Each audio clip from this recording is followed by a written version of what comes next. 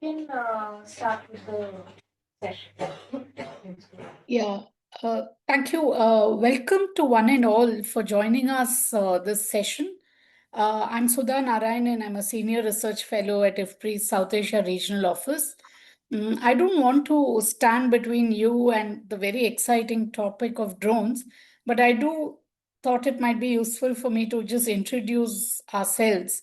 IFPRI, the International Food Policy Research Institute, was founded in 1975, and our goal is to provide research-based policy solutions to sustainably reduce poverty and end hunger and malnutrition in developing countries.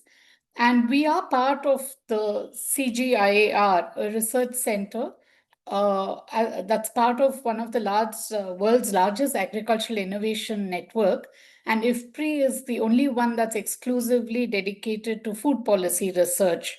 And we are associated with a South Asia regional office that's headquartered in Delhi. And this seminar is part of the CGIAR Science Policy Innovations Program. So it's a policy focused program that cuts across all the CGIAR centers. And as the title suggests, we are focused on innovations.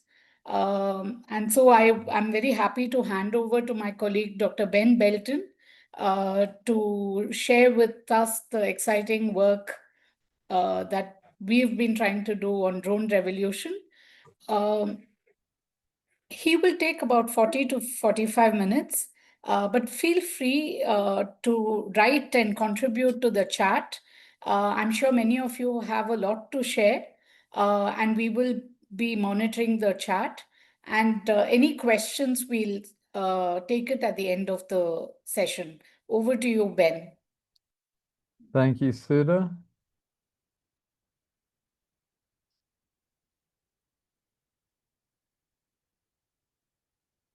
Okay. Just sharing my screen, but I don't see it appearing.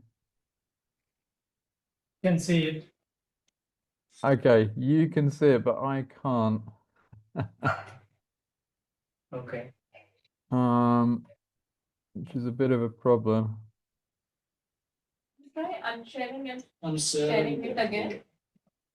Yeah, let me do that.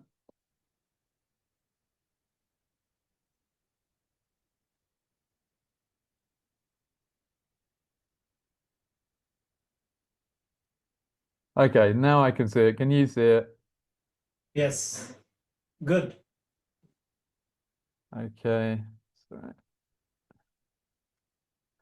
Okay, so good afternoon. My name is Ben Belton. I'm a research fellow with IFPRI-South Asia region, talking today about the drone revolution, implications for global agricultural sustainability, productivity, and policy. And this is really based on a recent paper that we had published in the journal Science as a policy forum article called Can the Global Drone Revolution Make Agriculture More Sustainable? So this is published with IFPRI colleagues, including Sudha Narayanan, and with colleagues from Michigan State University. And we also have an accompanying paper that goes into more detail on a lot of these issues, which is currently online as a preprint. So in this presentation, I'm going to be summarizing really some of the key takeaways from those two papers. And so the outline is that, first of all, we're going to ask what is the current extent of global agricultural drone diffusion? How are those drones being used in agriculture, and why has diffusion taken off so quickly? And I'll then turn and look at the implications for employment, environmental sustainability, agricultural productivity, and farm incomes, and then finally some of the key research and policy implications. So to give a little bit of background about what the motivation for this research and the approach that we took.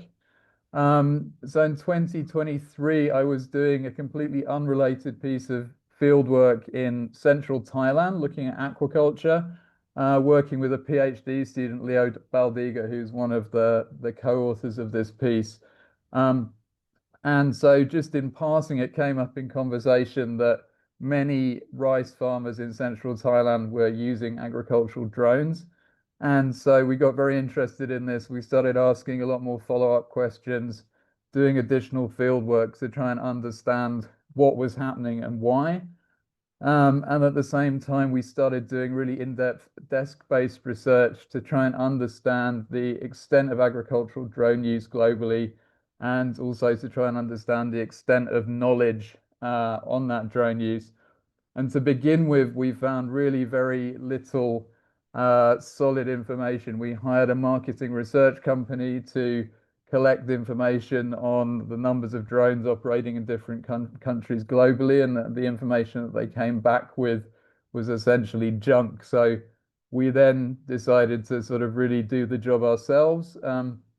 We conducted a whole series of web searches in multiple different languages. We tried some data scraping approaches, and we compiled a really sort of diverse set of sources of information, some of them peer-reviewed, but many of them non-peer-reviewed, so from social media, from newspapers, from company websites, and so on.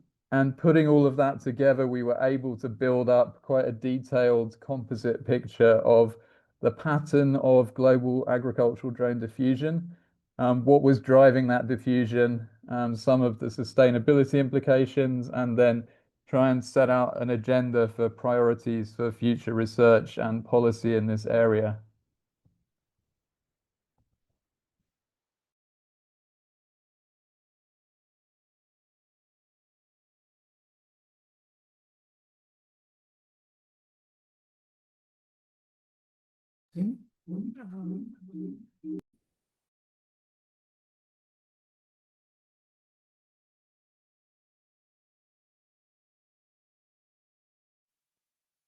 Ben, are you there?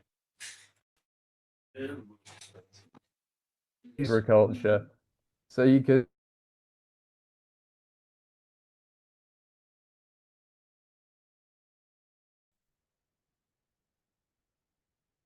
Sorry, is this still going on? Something just you can also still see the screen?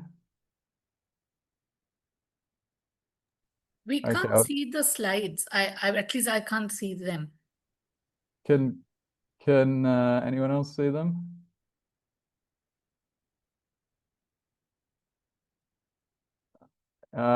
South Asia office, can you see the slides? Can you hear me? Yeah, we Hello? hear you, but I can't see the slides. I'm wondering if.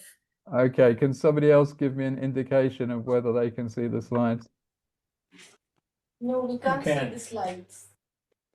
You can't. Okay, Share. let me try sharing again. Yeah.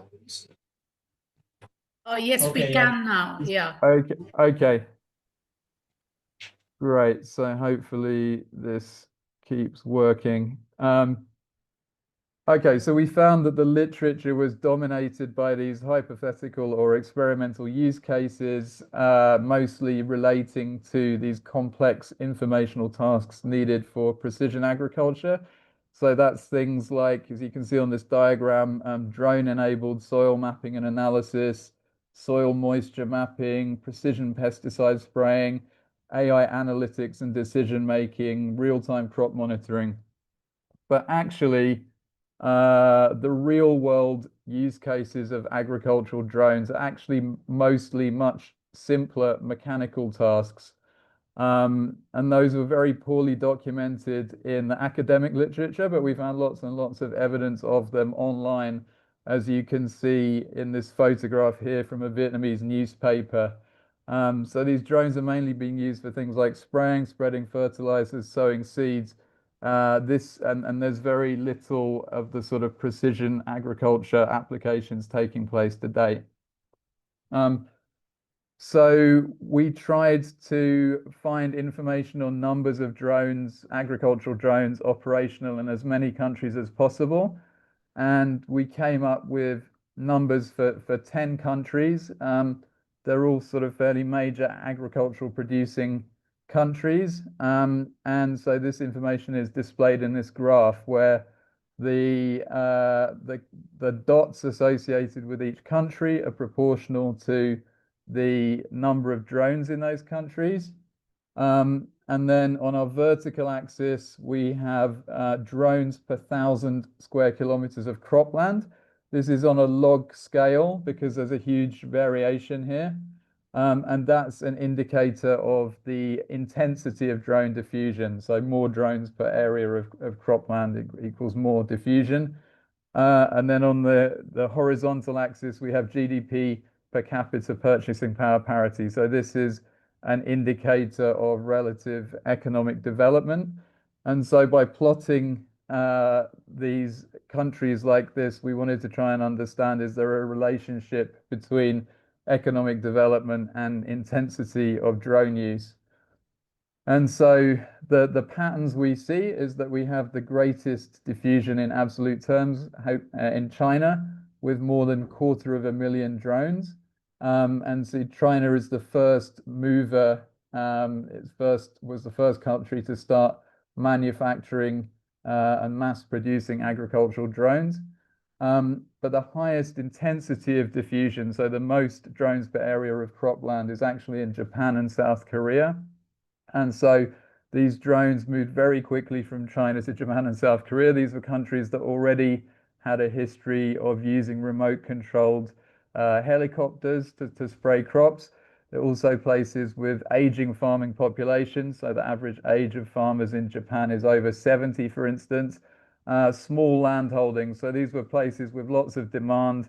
And the first drones were quite small, so they were suitable for use on the small farms found in these places.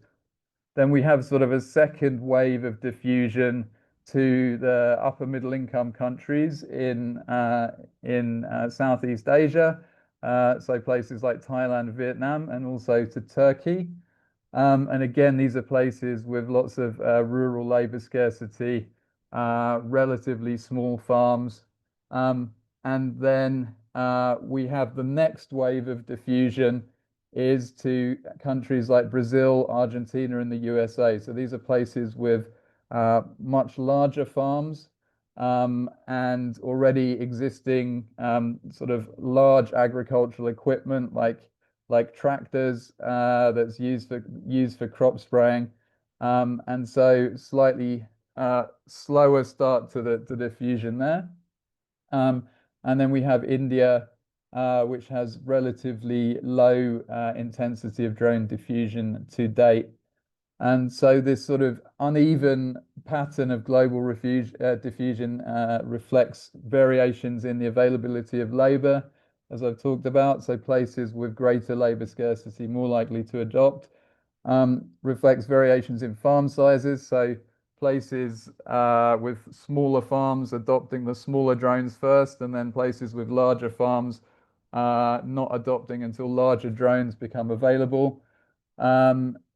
Patterns of prior technology adoption in agriculture, and also policy environments, which I'll talk about now. So we can sort of group countries by their kind of agricultural drone policy environments.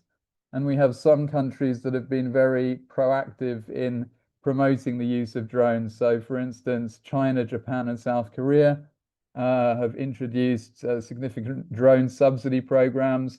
In China, drones were reclassified as agricultural equipment so that they were not regulated by strict aviation regulations.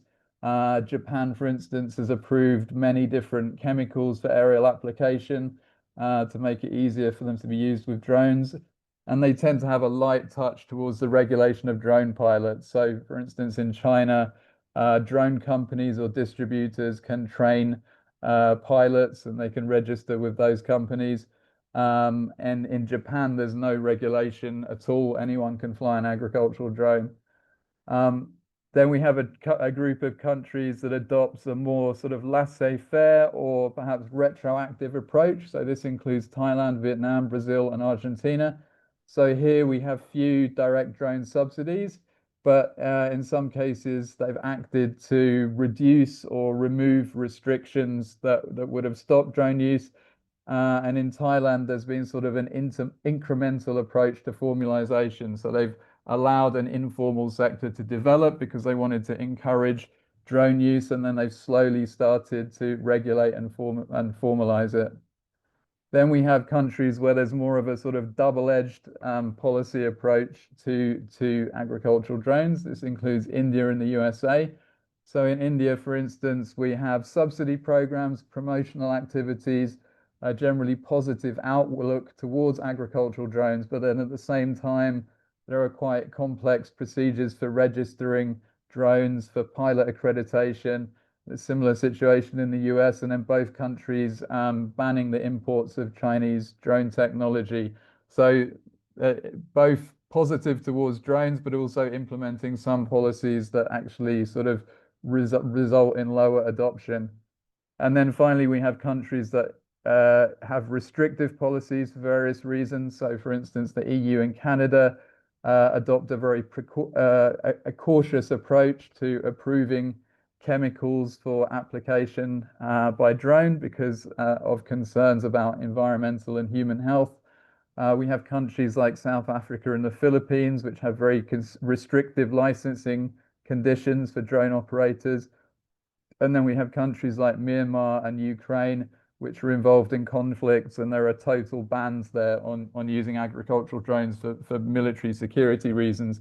So little to no adoption in those countries. So policy is really critical factor here. And another sort of factor that has mediated this pathway of diffusion is the evolution of agricultural drone design, and particularly the increase in scale and the number of functions that drones can perform. So in the early 2010s, a Chinese company, DJI, first began mass producing consumer drones. So drones with cameras, and it became quickly the world's largest drone maker. And then in the mid-2010s, it diversified into agricultural drones. They were quite small. They had a capacity of about 10 kilos. So they were limited really to low volume crop spraying on smaller farms, and the uptake was not very great. But there was a tipping point around 2020 with the introduction of larger drone models with more functions. So expanding beyond spraying to include fertilizer and seeding, for instance. And as we have this wider range of functions, larger drones, we see very rapid adoption, first in China and then East and Southeast Asia. And then from sort of 22, 23 onwards, we get much bigger drone models from with capacities of 50 and up to 100 kilos. And then that starts a process of rapid adoption or diffusion across South America and the USA. And you can see this pattern of global diffusion is also reflected in the numbers of agricultural drone dealerships in each country. So this is some work by Leo Boldiga, who has scraped information on the numbers of DJI and XAG drone dealerships per country. And this is not a perfect map, but it gives you a good sense of where the concentrations are. So most in East Asia, then Southeast Asia, then Latin America and North America. So moving on now to the question of how these drones are being used. We compiled lots of different use cases by country. And so these are all non-experimental uses. These are actually drones being used on a commercial basis in agriculture. It's by no means a complete list that we've compiled here, but it gives you a good sense. This is a selection of countries in Asia. And you can see that rice is a key crop where drones are being used in nearly all of these countries. But there's also a huge variety of other crops: cotton, wheat, maize, citrus, vegetables, fruits, oil palm, pepper, banana, sugarcane, pineapple, etc.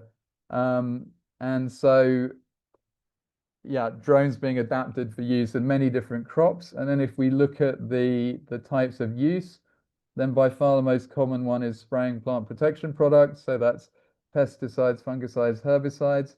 But also quite common is broadcasting fertilizer, sowing rice seed, a few cases of using drones to spread aquaculture feed, transporting crops, field mapping in some cases, surveys of plantations and so on. So a whole range of different uses starting to emerge. And you can just see sort of some of these illustrated here. We have rice in Thailand, maize in the USA, bananas in China. This is applying shade paint to greenhouses in the US. This is applying ripeners to sugarcane in South Africa, monitoring vineyards in Europe, spraying citrus orchards in China. So very diverse uses emerging in many places very quickly. So why has that diffusion been so quick? So one is the effect of this confluence of innovations that have made drones more useful to farmers. So as we've heard, drones have got much larger very quickly. That's been facilitated partly by improvements in battery technology. So they now last longer. They charge very quickly. And so the batteries can be charged in 15 minutes, swapped over continuously, and so that the drone can stay out in the field for long periods. The flight control has got better, so there's more automation. They've become very easy and safe to fly. And then we have improvements in attachment. So disc atomizers produce very fine droplets and get better coverage of the crop than the motorized pumps that were used to spray pesticides previously. And then we have granular dispensers that very evenly broadcast fertilizers and seeds. And these attachments have been modularized so they can be swapped over. So then a drone can perform multiple functions. So I think of them now as being a bit like flying tractors. A tractor can perform many different functions depending on which kind of attachments you add to it, and the drones are now like that. They can perform many different tasks. And just to illustrate this with this picture of a drone spreading fertilizer on a field in Vietnam. So another reason that this diffusion has taken place is that drones have become much cheaper. You can see in the graph on the right the number of drones by year in China, and then the price per individual drone. So the price has fallen dramatically, about 4 times. At the same time, the size and the performance of those drones has increased constantly. So you're getting much more bang for your buck over time. And that's partly because of competition between the two main manufacturers. It's partly due to economies of scale. As they're producing more and more units, it gets cheaper to produce. It's partly due to technological spillovers from other industries like electric vehicle manufacturing, which have given rise to improvements in batteries and cheaper LiDAR, which is used for navigation. Another real critical reason that this diffusion happened so quickly is we've had the co-development of drone outsourcing services. So the vast majority of farmers using drones are accessing them through outsourcing service providers. That's very similar to conventional agricultural machinery. So if you think about a combine harvester, very few people own a combine. It's much better for them to call somebody who owns one to use the service when they need it. And you can see this in a graph on the right from a recent paper from China, showing that 92% of the people who were using drones in rice farming were getting them from outsourced service providers. In other places, I think it would be almost all of them getting them from outsourced service providers. It's very convenient for the farmer who needs the service. They don't need to buy an expensive machine that they're going to use occasionally. And so we've had the very rapid development of these drone service provision businesses, which has really speeded up the diffusion. And I just want to give you a few examples of this. So here's a picture of a drone service provider in Koraput in Orissa, India. Sudha took the photograph, and you can see he's been given this small drone as part of a subsidy scheme. He's also been given this electric vehicle to drive the drone around, and being used to promote the application of nano urea and nano DOP. Here's another service provider in the Mekong Delta in Vietnam. You can see he has a much larger drone, and it's on the back of his motorbike. And here, again in the US, everything is scaled up, but basically the same principle. Somebody owning the drones and going out to provide the service to a farmer who needs them. And so I'd like to give almost a mini case study here of the drone service provision ecosystem in Thailand. You can see here from this picture, this is a huge billboard advertising drones that's been put up by the company Kubota, which is selling the drones.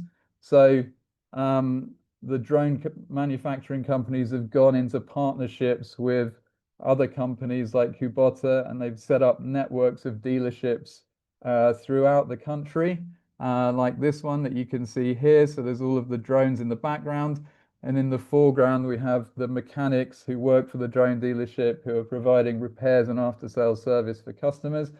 So it's really important if people are providing drone services as a business, if the drone breaks down or crashes, they need to get it fixed very quickly so they can get out to service their customers again.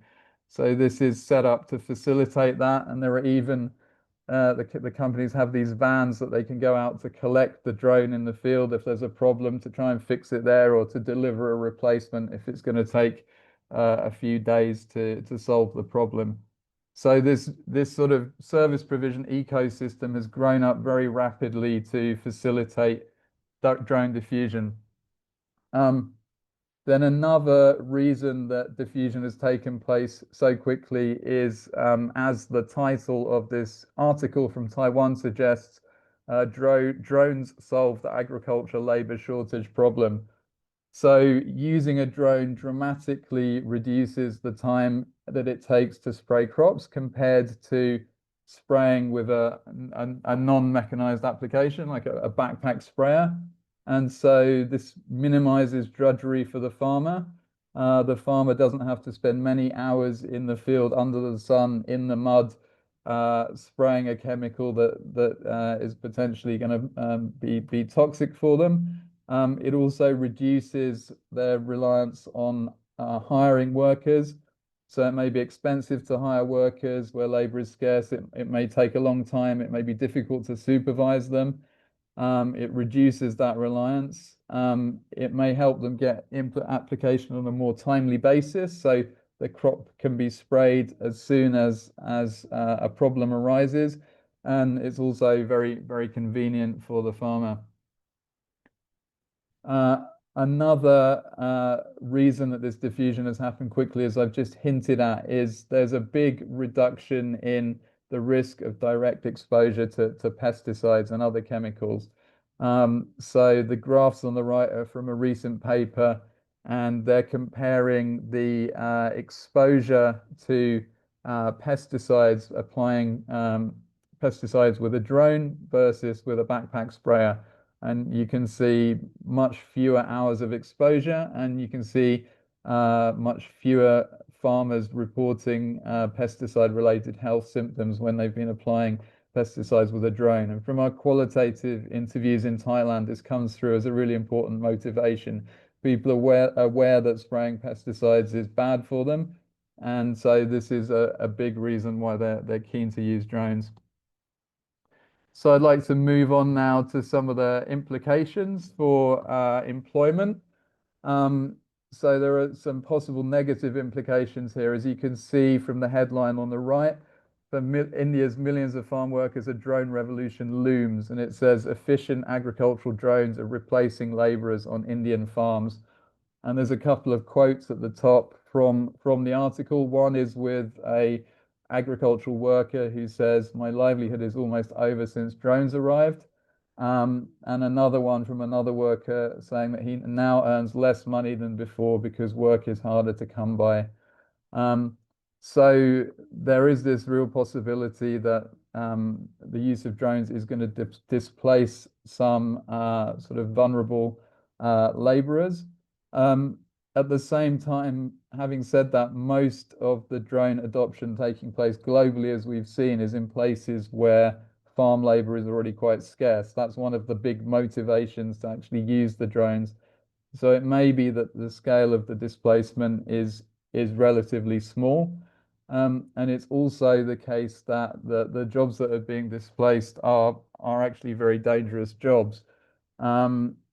And then a possible upside also is the drone outsource service provision. So buying a drone and piloting it, providing services is actually potentially a quite lucrative new form of skilled employment, serving as a drone mechanic, also skilled employment for rural youth. And so there's some positive employment effects there also. So coming now to the implications for environmental sustainability, agricultural productivity, and farm profitability. These are all very closely tied together because they all sort of hang on improvements in input use efficiency that drones may bring about. So the table on the right is from another recent paper, which is comparing various different indicators associated with spraying with drones versus conventional methods of spraying, either manually or with a tractor. And this is sort of based on a review of various different sources. And so they're saying that spraying with a drone can bring about a reduction in chemical use of 30 to 50% compared to some conventional sources, yield increases of 12 to 20%, increases in nitrogen use efficiency of 35%, big reductions in labor costs, as you would expect. Yeah, it's quite consistent that we see sort of reports of these improvements in input use efficiency. So those can stem from the more even application of fertilizers, pesticides that drones allow, better penetration in the crop canopy. So that's resulting in less sort of leakage or loss to the environment, better utilization or better efficacy of those products. The reported yield increases may in part reflect that more even application of inputs, but it also may reflect reduced soil compaction and crop damage compared to using a tractor. So the drone is flying above the field, it doesn't damage the crops at all. Maybe also more timely access to spraying. And so to the extent that drones are allowing more agricultural output for less input, that's really the definition of sustainable intensification. So it's a very powerful technology that has potential to really bring about this sort of goal of sustainable intensification. And also, if we have lower costs of inputs and higher yields, then logically this is going to result in higher farm incomes. However, I want to caveat that by saying that a lot of this evidence is anecdotal, or it's based on very small n studies or studies that are not very well designed, not very rigorous.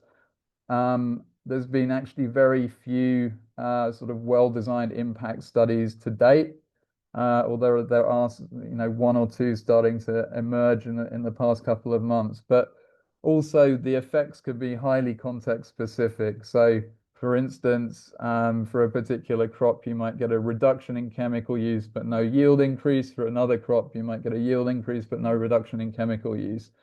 So there's a lot more validation of these results needed. But as I've said, there is recently a small number of more sort of robust, well-designed studies coming about. So there's one by Li et al., just published in Food Policy, which is showing for drone adoption in China for rice. There's a reduction in expenditure on pesticides and an increase in rice yields. So presumably reduction in expenditure on pesticides is linked to lower pesticide use, although they don't show the mechanism for the higher rice yields. And another similar recent article by Zhang et al. is showing cost savings, significant cost savings, significantly higher yields in maize farming, but they attribute those higher yields to increased frequency of fungicide use, which is brings it up to economically optimal levels. So there we have higher yields, we have cost savings, but we actually have more chemical use. So that points to some of these relationships being a lot more nuanced than it might initially seem. And then it's also important to point out that all of these sort of impacts that we're talking about are related to these mechanical tasks that drones are performing, but not the informational tasks. So that means there's still really huge untapped potential for further efficiency and productivity gains to be realized through integration of more use of crop diagnostics and analytics, and using that to enable variable rate input application and so on. So really taking this into the realms of precision agriculture. There are also some downsides. So a drone typically flies 2 or more meters off the ground, and so the risk of spray drift is quite high compared to ground-based spraying. And so you can see in the graphs on the right, downwind of where the spraying is taking place, the chemicals can be transported for quite a long distance. In more general terms, you could argue maybe that the use of drones is also sort of contributing to the maintenance of this high chemical input model of agriculture. There's also a possibility that as the application of plant protection products becomes more efficient, and the costs of doing so fall, then farmers might even start to spray more frequently than they did before, and actually the total use of chemicals might start to increase. That's known as Jevons paradox, where an increase in inefficiency actually results in more use. And then there's also this issue of what happens to the batteries. Are they starting to generate large quantities of e-waste? So I'd like to summarize now some of the key points. So we've seen extremely rapid, although uneven, diffusion of agricultural drones globally across many diverse contexts and crops. And that really seems to be very strong evidence that they're providing a number of tangible benefits to farmers. If they weren't benefiting farmers, we wouldn't be seeing them adopted so quickly and so widely. And so this is also really a reversal of historical patterns of global agricultural technology diffusion. Historically, most of the diffusion has been north to south. In this case, we see south to north and south to south, and that's really enabling technological leapfrogging in countries where people are going directly from spraying with backpack sprayers to spraying with this very sophisticated technology on a par with anything used in the global north. We've seen that outsourced service providers are really a key vector for the rapid diffusion of drones. And in the global south, the most immediate benefits that farmers are experiencing are in terms of labor and time savings, and also lower direct exposure to pesticides. But there's also a wide range of other possible benefits, including reduced or more efficient use of inputs, higher yields, higher farm profitability. However, as we've seen, there's rather limited, robust research on those impacts to date. We also see that the full sustainability benefits, or the full potential sustainability benefits, have not yet been realized, as the efficiency gains to date are all from, or mainly from, these mechanical tasks. And so the deeper integration of informational tasks, such as analytics that can support variable rate input application, have great potential to leverage greater efficiency gains in future. And we also see that there are some possible trade-offs or new externalities introduced, such as spray drift and labor displacement. And then finally, moving to the implications for policy and related research. I think many governments will seek to facilitate drone diffusion in order to reap technological benefits, but also to avoid emerging digital divides, both among countries and within countries. But it will be important also to do so in a way that minimizes risks and negative externalities. So we see that there's a need for more research on agronomic and environmental benefits and risks. And that's needed in order to design appropriate evidence-based regulations, standard operating procedures, training and extension materials, etc. So to just give one example, if it's found that a pesticide has a higher efficacy when it's applied by drone, then that implies that the labeling for that pesticide should be adjusted to reduce the amount that needs to be sprayed per hectare. It's important to recognize the critical role that outsourced service provision plays in facilitating the adoption and diffusion of drones, and to provide enabling environments that support that service provision. So that could include things like ensuring there are appropriate financial and insurance products for drone service providers, and ensuring that drone and pilot registration processes are simple, and that would also encourage formalization of the sector by ensuring that it's easy for people to register and be trained and so on. It may be possible, it may be necessary in some cases to attempt to reduce the effects of labor displacement, for instance, through buyouts of sprayers or training for re-skilling of sprayers. But also there are opportunities that can be leveraged for creating more skilled employment, such as for pilots and mechanics. And that may require sort of additional training and so on. It's important for regulation to be balanced. So on the one hand, one might try to categorize drones as farm machines so that they're exempt from stringent aviation regulations, but on the other hand, try to institute systems like remote identification and geofencing so that drones can be tracked in real time and excluded from sensitive areas. So sort of, yeah, reducing restrictions in some areas, and but ensuring that they can be maintained in others. And then it's also going to be really important to support research on the integration of these informational tasks with mechanical tasks to further enhance sustainability gains, sort of realize some of the promise of precision agriculture, but it will also at the same time provide extension support to farmers so that they're able to make use of some of these more sophisticated uses. Okay, so reached the end of the presentation. Thank you very much for listening. And for anyone that's interested, these are some of our recent publications on these topics. If you'd like any of these, please reach out. We'll be happy to share them. Thank you.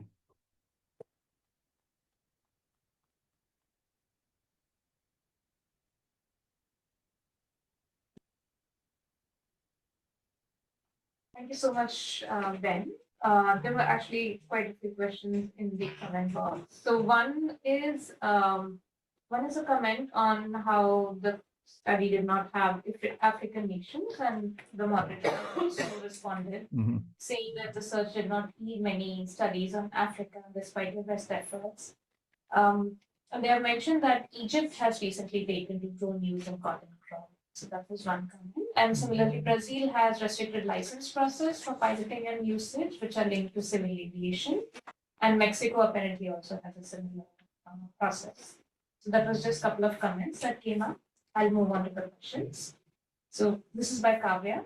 Given that 70% of the drone market is owned by DJI, and Are there any indications of anti-competitive practices such as price fixing in ASEAN or South Asian countries? Italian Competition Authority is currently holding DJI under scrutiny. What does it mean for farmers creating dependence on one player? Yeah, thanks. That's a good question.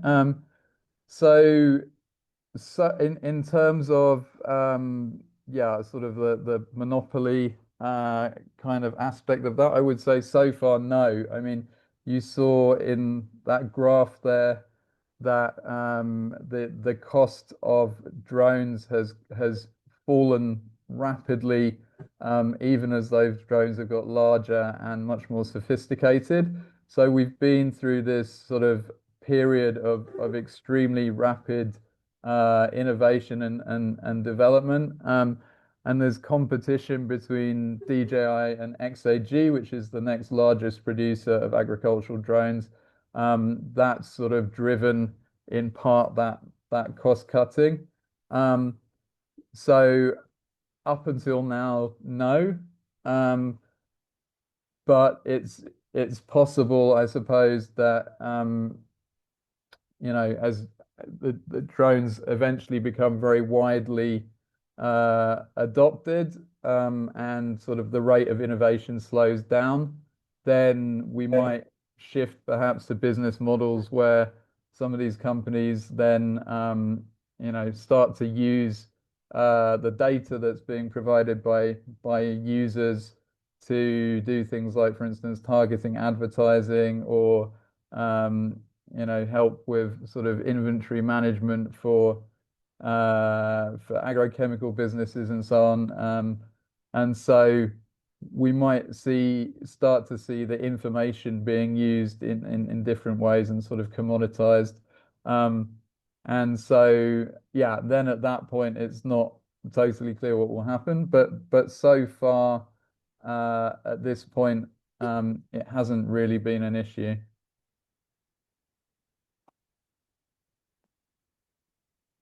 Next question is on what do you think of swarm drone operations to achieve economies of size?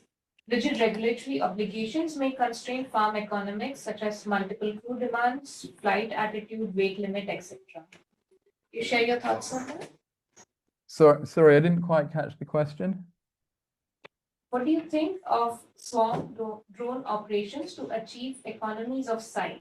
Ah, okay. Yeah. Okay, so yeah, my understanding of this is, yeah, there's quite a lot of interest in sort of operating drones in swarms, so multiple drones at the same time. But I think it then becomes quite difficult to actually coordinate reloading the drone and putting in new batteries when there's multiple drones coming and going. So I think, you know, in cases where there's 2 or maybe 3 drones sort of operating simultaneously, that's possible, but then it becomes quite difficult practically, at least given the current technology, to have very large numbers of them sort of running simultaneously. But even 2 or 3 large drones can really cover a large area of land in quite a short space of time. PPP use through drones could demand specialized pesticide formulations for low volume and ultra low volume spraying. Many countries do not manufacture or import such formulations. They've requested your comments on these, and I have one more question related to pesticide spraying. Would you like me to bring that up as well, or would you like Sure. to answer this one? Okay, maybe I'll answer this one first. So, yeah, my understanding based on what I've seen is that, yeah, certainly when drones are applying pesticides, they're applying them in quite concentrated form. So you know, where it might be sort of I don't know, to take a number, 50 liters of water to 1 liter of pesticide with a conventional application, it's sort of 3 or 4 liters of water to 1 liter with a drone. So yeah, they're quite concentrated, but then the droplets are very, very fine and very widely dispersed. So as far as I'm aware, it's not actually necessary to have specially concentrated formulas. They can be used sort of, out of the packet, slightly diluted. That's my understanding, at least, although I may not be, yeah, have 100% of the story there.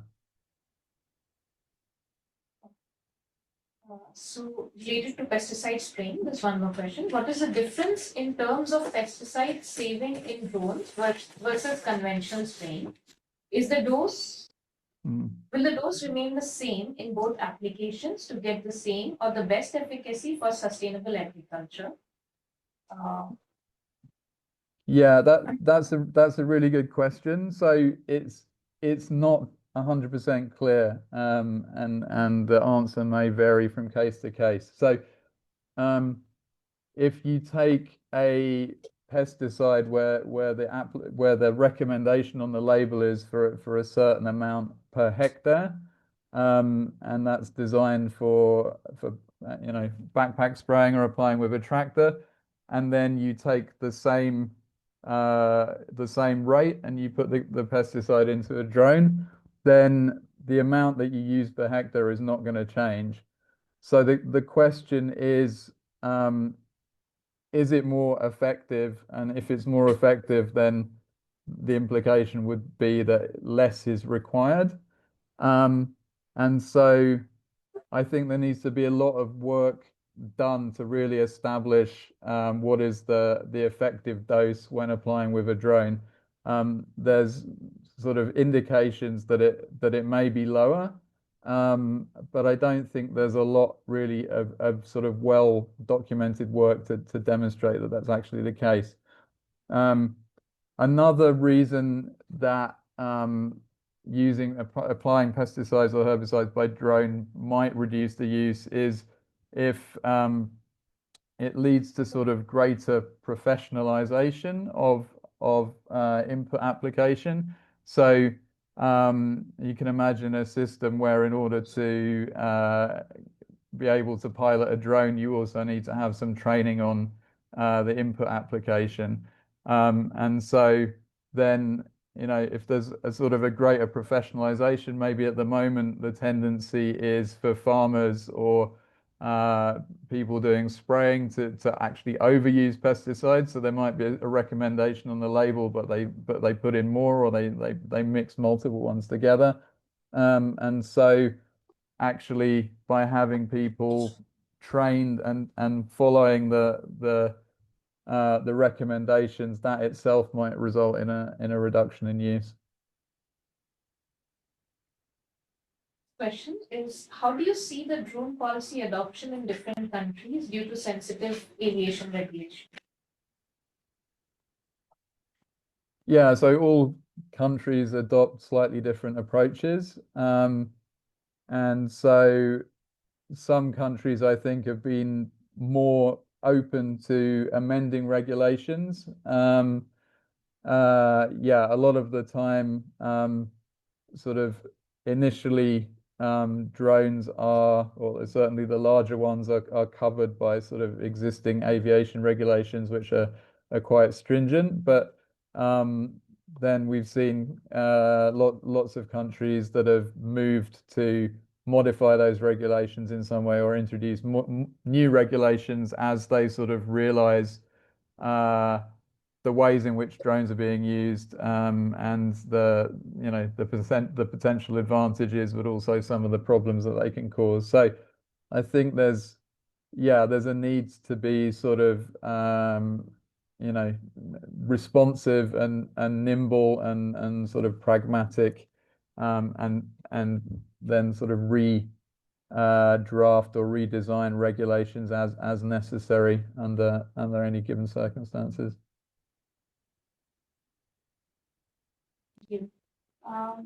Next question is, any insights you could share on the use of herbicides through drones, wherein spray drift could be an issue to the nearby fields? How are countries like China or any other such countries which are pioneers in drone use? How are they handling these issues practically?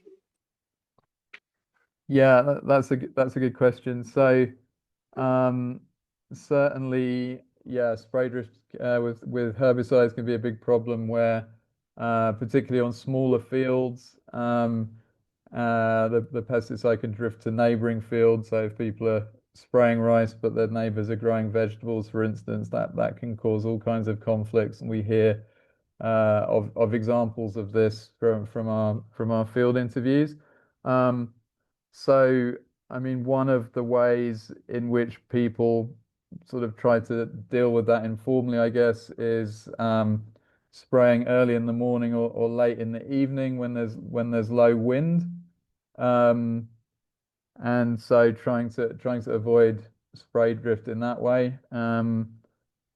But yeah, if you think about the way that sort of standard operating procedures or regulations are designed, then you can have sort of stipulate that there should be buffers built in around the edges of fields. So to minimize the risk of that, you can have restrictions on spraying in certain areas, so close to residences, for instance.